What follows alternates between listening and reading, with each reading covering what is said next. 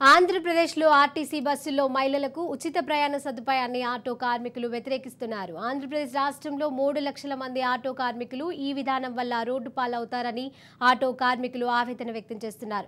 12 లక్షల మంది తమ జీవనాన్ని కోల్పోతున్నామని ప్రభుత్వాలు పునరాలోచన చేయాలని డిమాండ్ చేస్తున్నారు. ఆంధ్రప్రదేశ్ వ్యాప్తంగా జనవరి 2వ తేదీ నుంచి ఆటో కార్మికులు ప్రత్యక్ష ఆందోళనకు సిద్ధపడుతున్నారు. దీనిపై మరింత సమాచారం మా కోనసీమ ప్రతినిధి విశ్వనాథ్ అందజేస్తారు. ఎన్నికల్లో మేనిఫెస్టోలో భాగంగా ఇప్పటికే కర్ణాటక, తెలంగాణలో ఆంధ్రప్రదేశ్ ఏదైతే ఆర్టీసీ సంస్థలు ఉన్నాయో రోడ్డు రవాణా సంస్థల్లో మహిళలకు ప్రధానంగా ఫ్రీ సర్వీసులను ఇవ్వడంతో ప్రస్తుతం ఆంధ్రప్రదేశ్లో కూడా ఆ దిశగా ఎన్నికల నేపథ్యంలో ఆలోచన చేస్తున్నారు. అంటే ఇప్పుడు ప్రస్తుతం ఆల్రెడీ టీడీపీ ఎన్నికల మేనిఫెస్టోలో మహిళలకు ఉచిత బస్సు పథకం ప్రవేశపెట్టేందుకు వ్యూహం చేస్తుంటే మరోపక్క వైసీపీ ఏదైతే ఉందో ఇప్పుడు అధికార పార్టీ ఖచ్చితంగా ఇప్పుడే గవర్నమెంట్లోనే దాన్ని ఇంప్లిమెంట్ చేసే విధంగా కసరత్తు కూడా ప్రారంభించింది. ఈ పరిస్థితుల్లో ఏదైతే ఈ రాయితీల నేపథ్యంలో మహిళలు ఆర్టీసీ బస్సులు ఉచిత ప్రయాణం చేస్తే గ్రామీణ ప్రాంత సర్వీసులకు ప్రధాన కీలకంగా ఉన్న ఆటో సర్వీసులు దెబ్బతింటాయి. దీంతో వీరి యొక్క ఉపాధి కోల్పోయే పరిస్థితి ఏర్పడుతుంది. బస్సుల్లో ఉచిత ప్రయాణం ఏదైతే ఉందో అది అక్కడ ఆటో వాళ్ళకి చాలా దెబ్బతీసిన పరిస్థితి. ఇప్పుడుగా వాళ్ళు ఆందోళన చేస్తున్నారు. అదే పరిస్థితి ఆంధ్రప్రదేశ్లో మీరు స్వీకరిస్తారా? అధికారం కోసం రాజకీయ నాయకులు ఏ ఎత్తుగడలను వేసుకుని ప్రభుత్వానికి గండి కొట్టే విధానాన్ని అవలంబిస్తూ అటు చెన్నై, అటు కర్ణాటక, ఇటు తెలంగాణ, ఇప్పుడు ఆంధ్రప్రదేశ్లో కూడా ఫ్రీ ఉచిత బస్సు అనే మహిళలకు నారా చంద్రబాబు నాయుడు గారు మేనిఫెస్టో విజయనగరంలో రిలీజ్ చేయడం జరిగింది.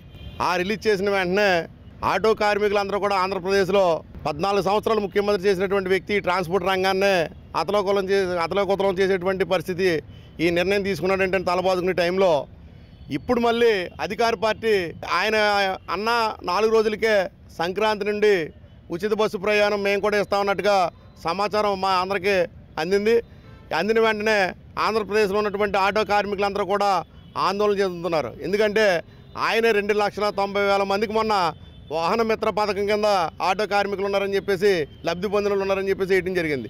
మరి 2,90,000 మంది లబ్ధి పొందినటువంటి ఆటో కుటుంబాలు ఉంటే 2,90,000 ప్లస్ 4 వేసుకుంటే ఎన్ని లక్షల మంది ఆయనకి విరోధం అవుతారన్నదే ఒకసారి గమనించుకోవాలి.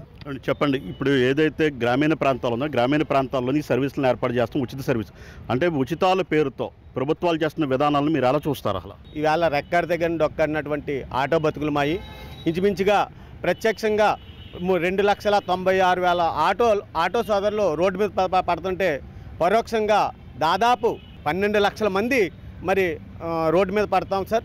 ఏ ప్రభుత్వం వచ్చినా మాకు ఓకే కానీ సార్, కాకపోతే మా కోసం ఆలోచించి ఆశతూచి మీరు అడుగేయాలని మా యొక్క ముఖ్య విన్నపం అండి. ఆటో సోదరులు రోడ్డు మీద పడే అవకాశాలు ఉన్నాయి. మీరు ఆశతూచి నిర్ణయం తీసుకోవాల్సిందిగా మేము ముఖ్య హెచ్చరిక జారీ చేస్తున్నాం సార్. అదేవిధంగా మీరు అదే నిర్ణయాన్ని మీకు అవలంబిస్తే కనుక మేము పలు దఫాలుగా ఉద్యమాన్ని ఉధృతం చేసి ముందుకు తీసుకెళ్తామని మనం చేసుకుంటూ ప్రభుత్వం ఏదైతే ఈ మేనిఫెస్టోలో రాజకీయ పార్టీలు పెట్టడాన్ని ఎలా చూస్తారు? అంటే భవిష్యత్తులో మీ ఆటో కార్మికులు రోడ్డున పడే పరిస్థితిని ఎదుర్కొనేందుకు ఇప్పటి నుంచి మీరు ఎటువంటి పోరాటాలు చేస్తారు?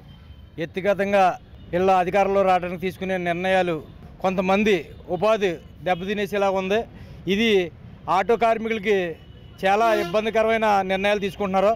ఈ కుటుంబాలు ఇదిలో పడి 7 రోజు నాడు మా ప్యానెల్ అర్పించడానికి మేము రోడ్డు మీదకి వచ్చి ఈ ఉద్యమాన్ని మాత్రం తీవ్రంగా తీసుకుంటాం. కంపల్సరీగా ఏ గవర్నమెంట్ వచ్చినా ఈ నిర్ణయాన్ని మాత్రం వెనక్కి తీసుకోవాలని చెప్పేసి మేము నిర్ణయించుకుంటూ మా కార్మికుల వైపున ఎప్పుడు కూడా మా కుటుంబాల తరపున మేము వచ్చి రోడ్డు మీద కూర్చొని పోరాటాలు చేసే ప్యానెల్ అర్పిస్తామని చెప్పేసి ఈ నాయకులకి తెలియజేయడం జరుగుతుంది. అది పరిస్థితి ఏదైతే ప్రధానంగా ఉందో ఈ ఆటో కార్మికులు ఏదైతే ప్రభుత్వం తీసుకున్న నిర్ణయాలు ఉన్నాయో ఆర్టీసీ బస్సులో ఉచిత ప్రయాణం మహిళలకనే నిర్ణయం ఆటో కార్మికుల జీవనానికి విఘాతం కలుగుతుంది.